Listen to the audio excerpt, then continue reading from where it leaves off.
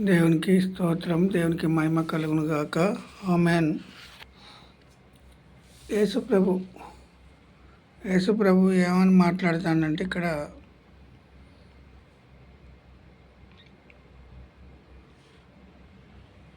యేసు శిలువ యొద్ద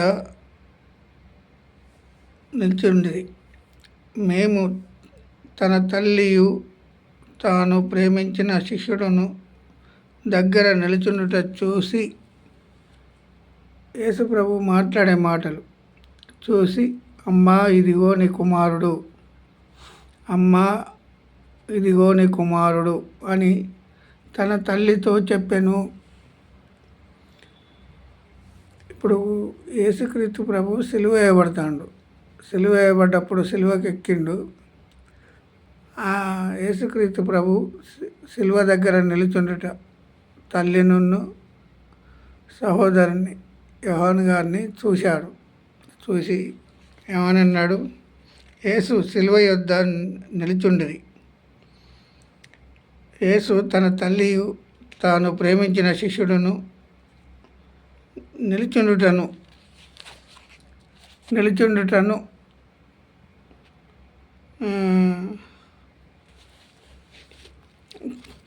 తన తల్లియు నిలుచుండుటయు చూసి, అమ్మా ఇదిగో నీ కుమారుడు అని తన తల్లితో చెప్పెను. మళ్ళీ ఏమని మాట్లాడు? తర్వాత శిష్యుని చూసి ఇదిగో నీ తల్లి అని చెప్పెను కుమారునితో, ఇది సహోదరునితో. అయితే ఈ మాటలు ఇప్పుడు తక్కిన శిష్యులందరూ ఎక్కడ ఉన్నారు? ఇప్పుడు ఆ యేసుక్రీస్తు ప్రభుతోటి తిరిగిన శిష్యులందరూ ఎక్కడ ఉన్నారు? ఇప్పుడు ఆలోచన చేయాలి. ఒక్క తల్లి అయిన మరియే ఉన్నది. ఇప్పుడు యోహాను గారు ఉన్నారు. మరి ఇద్దరే ఉన్నారు అక్కడ. మరి తక్కిన శిష్యులందరూ ఎక్కడ పారిపోయారు? ఏ ఇంటిలో దాగుకొనెను, తలుపులు మూసుకొని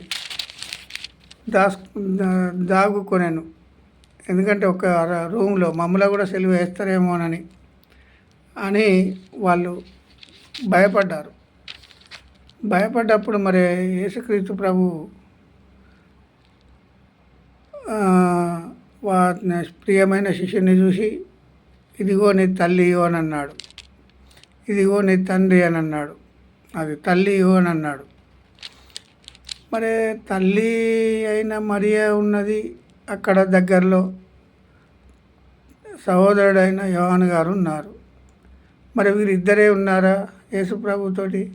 12 మంది శిష్యులు ఎక్కడ పారిపోయారు? ఎటు పోయారు? 11 మంది. యూదా ఒక్కడు ఉరిపెట్టుకొని చచ్చిపోయాడు. యూదా పోయిన తర్వాత 11 మంది శిష్యులు. మరి తక్కిన 10 మంది అయినా ఉండాలి కదా.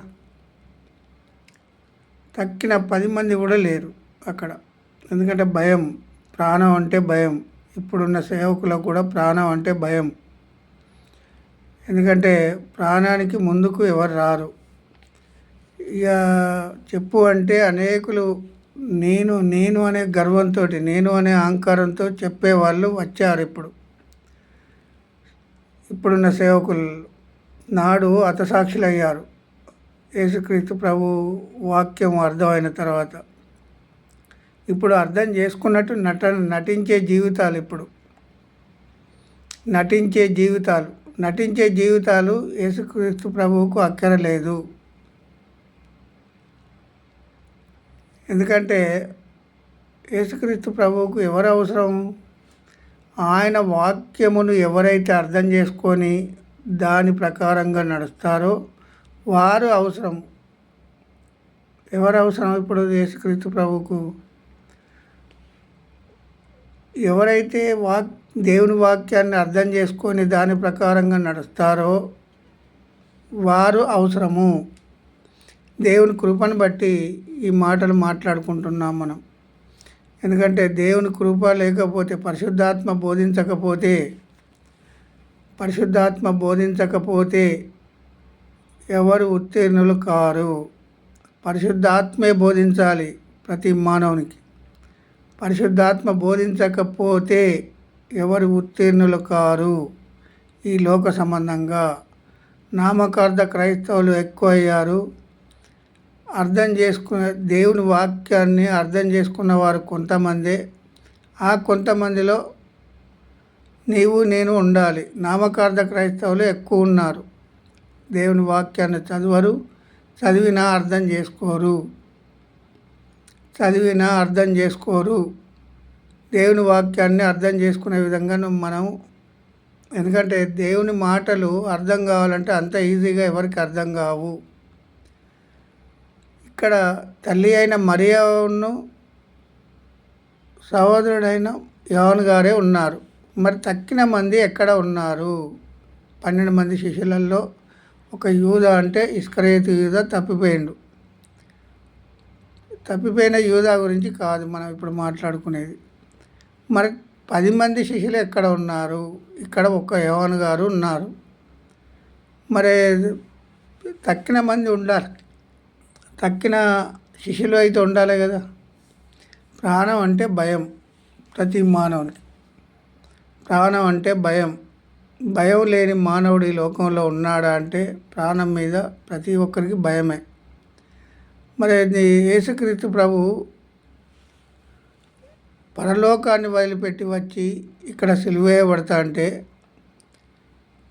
మరి రెండవ మాట ఇది రెండవ మాట మాట్లాడుకున్నాము. ఈ రెండవ మాటను ఎంతమంది అర్థం చేసుకున్నారు? మరి 10 మంది శిష్యులు అయితే లేరు, పారిపోయారు. ఇప్పుడు పేతురు గారు అయితే 3 సార్లు అబద్ధం ఆడతాడంటే అబద్ధం ఆడిండు. మరి పశ్చాత్తాపడి మళ్ళా పొందుకున్న తర్వాత కూడా పారిపోయిండు. ఇప్పుడు ఎందుకంటే సిలువ వేసే దగ్గర వీళ్ళు ఎవరు లేరు. 10 మంది శిష్యులు. మరి మనం అందరం ఉండాలి అనే మాట అనుకోలేదు. ఇప్పుడు యేసుక్రీస్తు ప్రభు గురువుకు ఇప్పుడు సిలువ వేస్తా అంటే మరి 10 మంది శిష్యులు ఎక్కడ ఉన్నారు? ఇప్పుడున్న సేవకులలో కూడా ప్రాణం అంటే భయంతో బ్రతుకుతున్నారు. ఎందుకంటే నటించే జీవితాలు చాలామంది ఉన్నారు. నటించే జీవితాలు దేవునికి అవసరం లేదు. వాక్యాన్ని ఎవరైతే పరిపూర్ణంగా విశ్వసించి దాన్ని నమ్ముతారో నమ్మిన వారే పరలోక రాజ్యం వారిది. దేవుని దగ్గర తీర్పు దినమున ఉంటుంది. తీర్పు దినము అనేది ఒకరోజు దేవుని దగ్గర తీర్పు దినం అనేది ఉన్నది. ఆ తీర్పు దినానికి భయపడాలి ప్రతి సేవకుడు, ప్రతి విశ్వాసి. నమ్మిన వారందరూ దేనికి భయపడాలి? ఆ సిలువకు ఇప్పుడు వాక్యానికి భయపడాలి. దేవుడు చెప్పిన మాటలకు లోబడాలి. 7 మాటలు పలికాడు. 7 మాటలలో ఇది రెండవ మాట. దేవుని కృపను బట్టి మనం ధ్యానం చేశాము. దేవుని కృపను బట్టి దేవునికి మహిమ కలుగును గాక. ఆమెన్.